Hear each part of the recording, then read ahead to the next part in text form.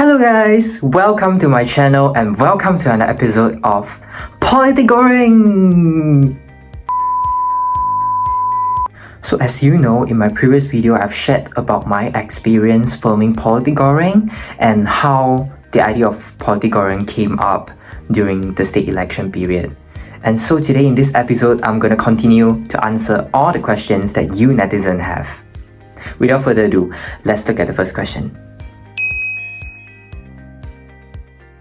Okay, so this is quite a common question because most of my friends also ask me, how do you actually find the politicians or political candidates to how do you actually get the contact of this politician? How do you actually find them and interview them? So, yeah. What I did was I actually find them on social media. What I did is I typed their name on social media, like it's either Facebook or Instagram, and I texted them. I legit texted all of them. So what I did was I just tell them that, hi, I am blah blah blah. So I'm currently doing this series called Politik Goreng, where I will interview politicians and ask them their view on the state election and also like sort of to promote their manifestos so that the people in their constituency can get to know them more and yeah, perhaps vote for them, I don't know. Most importantly, to get to know more about them before going to cast their vote. And the whole process was actually quite ridiculous, I'll say, because like I only texted them, I only contacted all the politicians a day before the actual day of filming. So yeah, because as I have already mentioned in my first video, Politik Goreng was quite an impulsive decision. It all came up like just slightly a week or a week and more before the actual state election.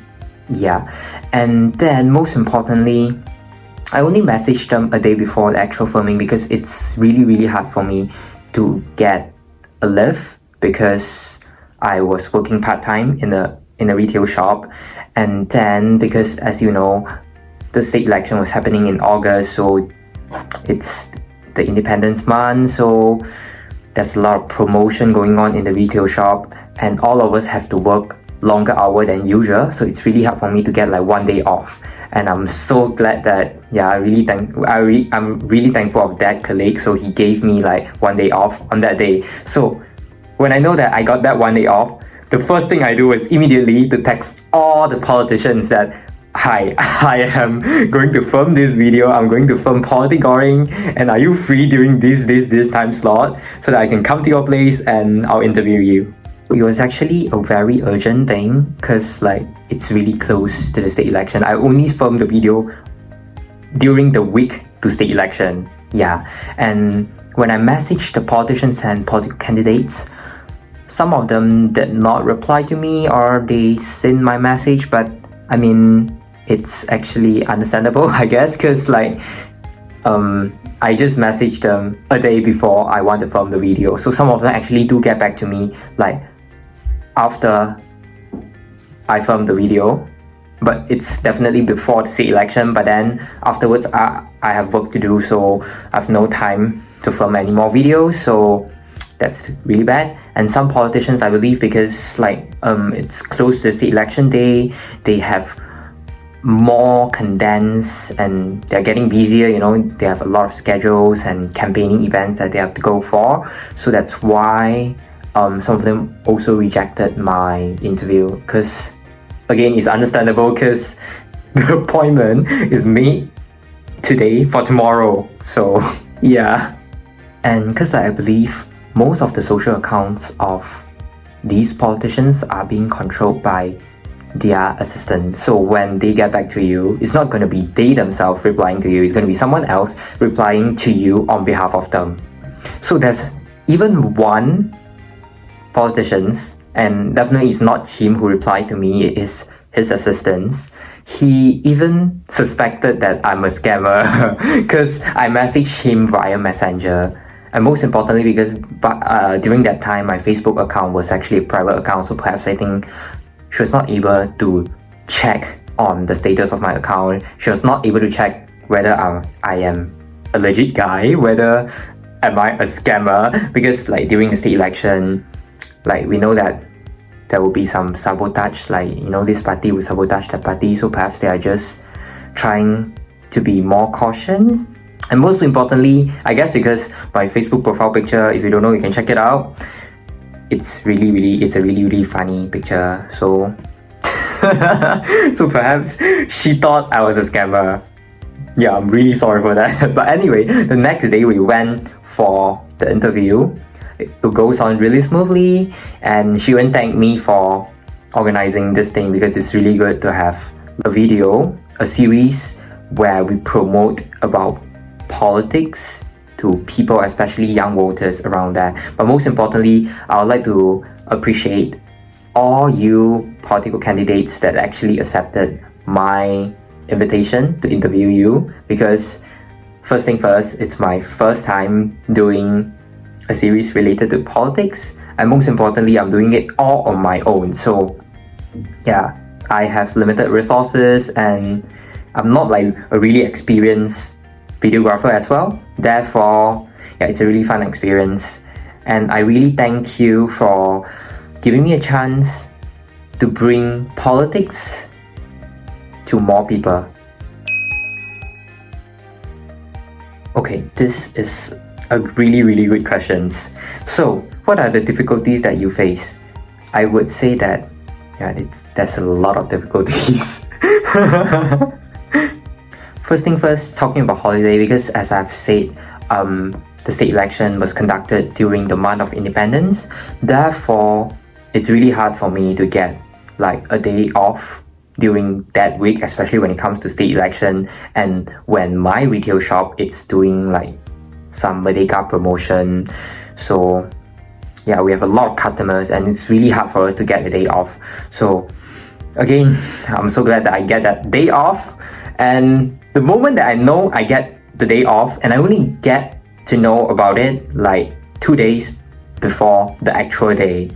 So once I got to know about it, I started texting all politicians out there about it. And as I have said, because I have only 1 day to film the video, which is that 1 day that I got the break, so I have to film, if I'm not mistaken, 3 or 4 videos.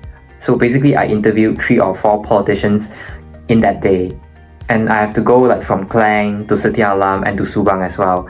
Therefore, it's a really tiring day for me, and everything has to be taken in just one shot, because you simply can't just retake the whole video of 30 minutes, right? It's gonna be so tedious to do that. And because I was on my own, so my mom also asked me to like perhaps get someone to come with me so that he could help me with it. Yeah, but the problem is that because I only message all the politicians and arrange the time slot the day before I film. So if I would like to get someone to help me out or to go to the place together, it will be really hard also, because not everyone will be like free during that time zone.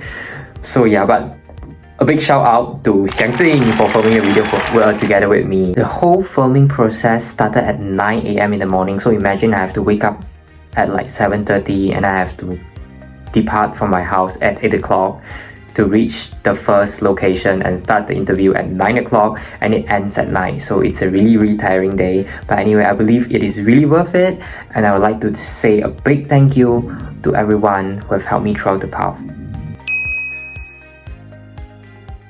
So I can't actually comment much, because what's going to happen in the future, we won't know. Anything can happen. It's a variable. But I would say that Undi 18 is definitely a good move. It's a progressive move, and it's an entirely right decision in terms of institutional reform, because you definitely need to give more rights to young people to have a say and to raise their voice and their concerns towards the issue that the country is currently facing. And education definitely have to come with it, which I think Malaysia definitely lack of. Education as in, it's not telling you who to vote for, because that's definitely indoctrination, but instead make you understand how politics works and to think critically and to choose wisely. We need a platform for non-biased political education, which I'm hoping to achieve that in my Politik Goreng series. You may be wondering why most of the candidates that I've interviewed in the previous episodes of Politik Goreng during the state election, they are mostly from Muda. So it's actually not that I want to concentrate only on Muda, but as I've mentioned, this was all done like in that week, and I only messaged all the candidates a day before the filming. So not a lot of them can actually reply to me and get back to me, and some of them are saying that they are really busy so they can't arrange the filming session to be done, and some just completely ignore my message. So it's not that I would like to only focus on Muda candidates, and I'm also looking forward to interviewing more candidates from different political parties and different backgrounds. And to be frank, I believe I'm just like all of you here, you will definitely be really interested in the independent candidates, which means that they are not linked to any political party, they are competing on their own. I believe all of you would definitely have questions on what is their manifestos, what do they actually want to achieve,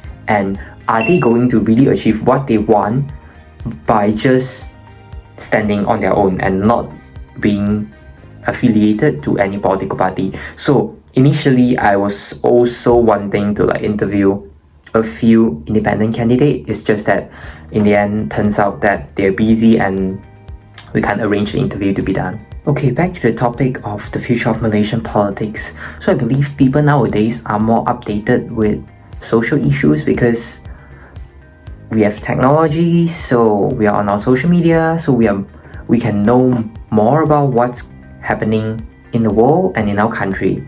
So this means changes would be made possible in the future. And I believe regardless of who you are voting for, all Malaysians here, you vote because you simply want Malaysia to be a better place.